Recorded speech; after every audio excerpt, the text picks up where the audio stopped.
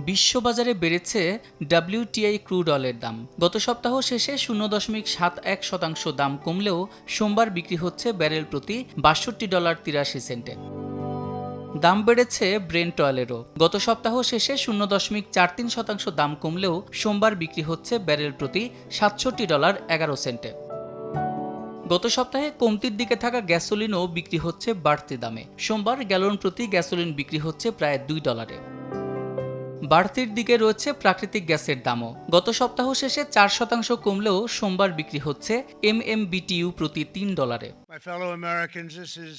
পরামর্শ প্রতিষ্ঠান ক্যাপিটাল ইকোনমিক্সের মত, রুশ জ্বালানির ক্রেতাদের ওপর শুল্ক আরোপের পাঁয়তারা করছেন ডোনাল্ড ট্রাম্প। এছাড়া ভূরাজনৈতিক অস্থিরতা, বিভিন্ন দেশের যুদ্ধ পরিস্থিতি সহ নানা কারণে বেড়ে যাচ্ছে গ্যাস ও তেলের দাম। সাদিক হাসান ইমন, সময় সংবাদ।